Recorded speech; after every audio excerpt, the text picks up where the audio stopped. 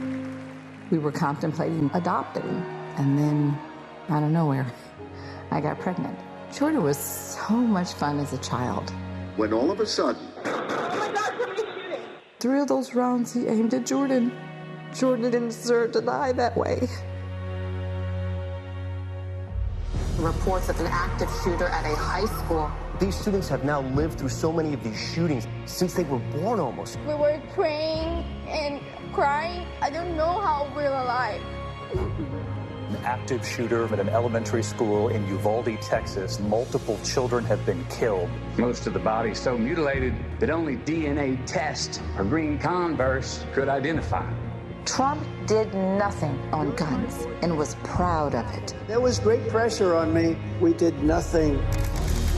After a mass shooting in Iowa, Trump said, I have to get over it. "You never get over it."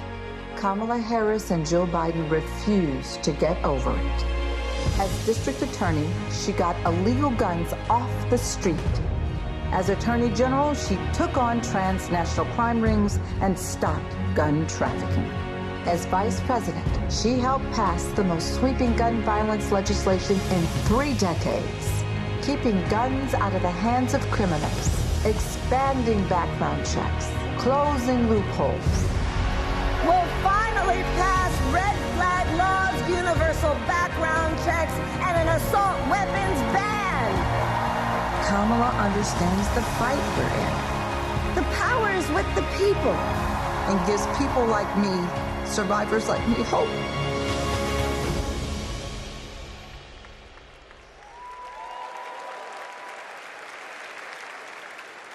When I worked for Every Town Please for welcome Gun Safety. Georgia Representative Lucy McBath.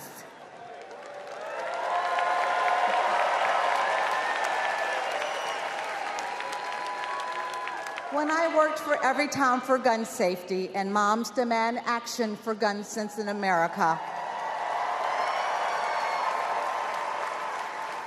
I saw firsthand the power of telling our stories.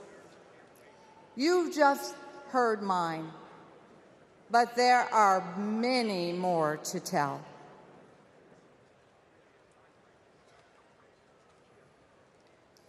On December 14th, 2012, I walked into Sandy Hook School.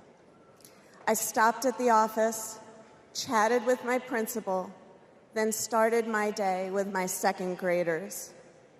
Suddenly, a loud crash, like metal folding chairs falling. 154 gunshots blaring. Hiding in the coats, trying to sing with my students, trying to read to them, trying to drown out the sounds. Terror, crying, running. I carry that horrific day with me. 20 beautiful first grade children and 6 of my beautiful colleagues were killed. They should still be here.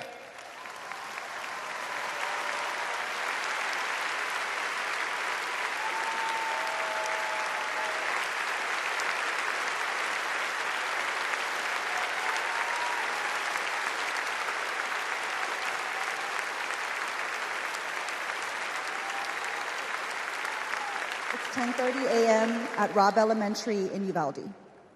The school is recognizing my 10-year-old daughter, Lexi, for receiving all A's. She receives a Good Citizen Award, and we pose for photos. She wears a St. Mary's sweatshirt and a smile that lights up the room. 30 minutes later, a gunman murders her, 18 classmates, and 2 teachers.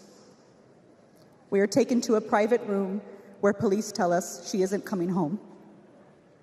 Uvalde is national news. Parents everywhere reach for their children.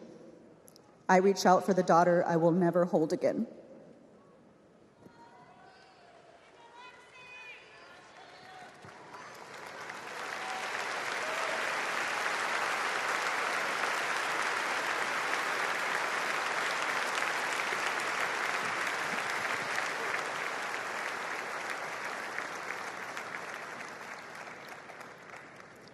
My niece, Sandy Patrice, was 22.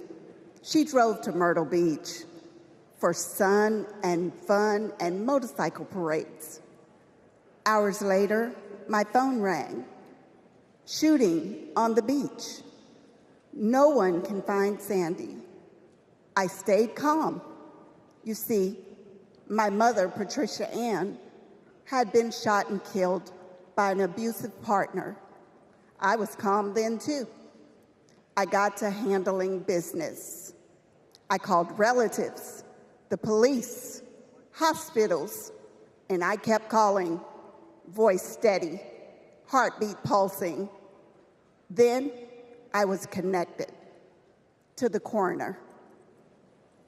10 years of waiting, and Sandy's murder is still unsolved. I'll keep calling, and I'll keep fighting.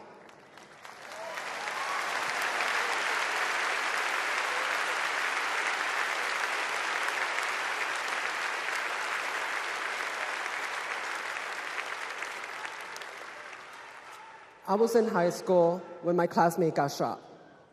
It changed my story. Instead of worrying about taking a test, I started worrying about living to take another test. They say schools are for learning, and I did learn a lot that day. I learned how to run, how to hide and drop, that what happens in the news can happen to me. But I learned something else too, that we can write and must write a new story if we choose to.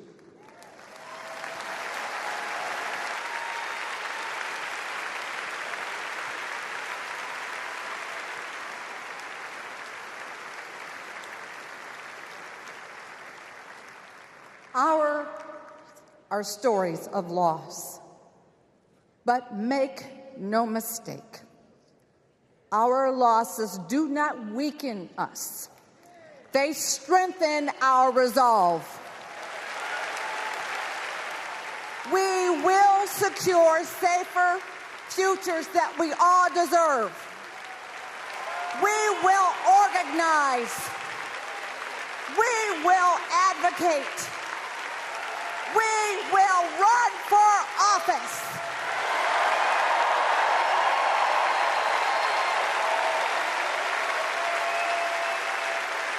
And we will join with Americans from small towns and big cities to keep our communities safe.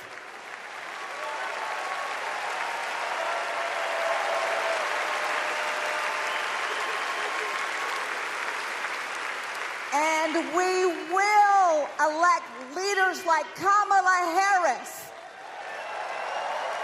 who won't just empathize, but will act.